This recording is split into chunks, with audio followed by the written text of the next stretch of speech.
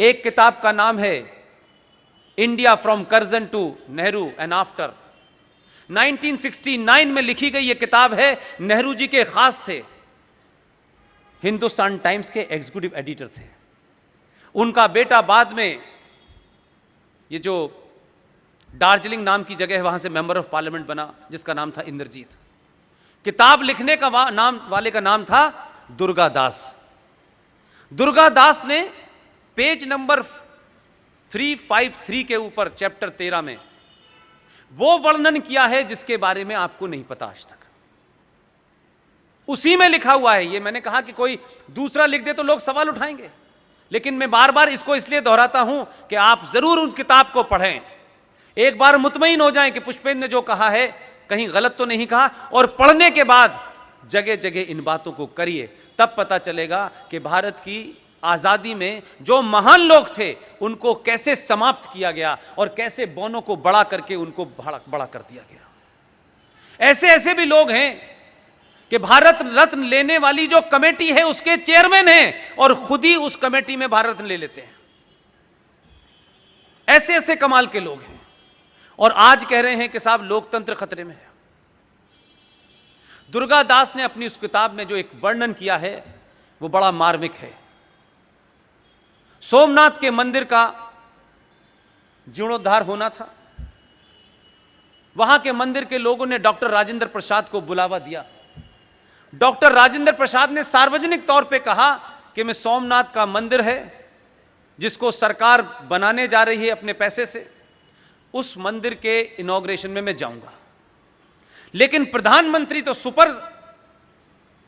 वो तो एक्सीडेंटल हिंदू थे, तो उनको शर्म आई।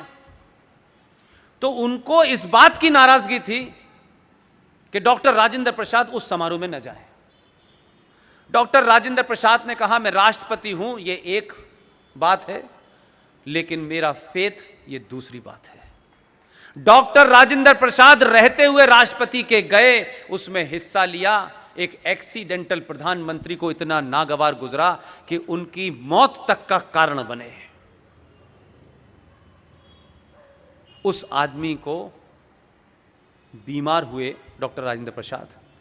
उनके वहां जाने से उनके सारे फॉरेन ट्रिप कैंसिल कर दिए गए, क्योंकि राष्ट्रपति जब विदेश जाता है तो प्रधानमंत्री और कैबिनेट क्लियर करती है उसके। राष्ट्रपति अपने मर्जी से कहीं नहीं जा सकता है। यह भी महत्वपूर्ण नहीं था।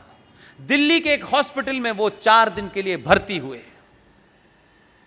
बीमार हो गए थे। इतनी नफरत थी उन्हें। लाल बहादुर शास्त्री को बुलाया, यह वर्णन है उसमें। और लाल बहादुर शास्त्री से कहा कि मुझे लगता है कि राजेंद्र बाबू अब बचेंगे नहीं। आप दिल्ली में जरा घूमें और बताएं कि राजेंद्र बाबू की अंत्येष्टि कहां की जा सकती है। लाल बहादुर शास्त्री के जीवन की एक अजीब रोचक घटना है कि वो गए, उन्होंने पूरा मुआयना किया, यहां गए वहां गए, और आकर के उन्हें बताया कि विजय चौक पे, विजय घाट पे उनका अंतिम संस्कार कर सकते हैं।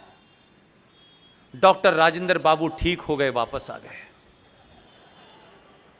लेकिन ट्रेजेडी देखिए, जो जगह लाल बहादुर शास्त्री ने राजेंद्र बाबू के लिए चुनी थी, लाल बहादुर शास्त्री की वहीं अंत्येष्टि हुई।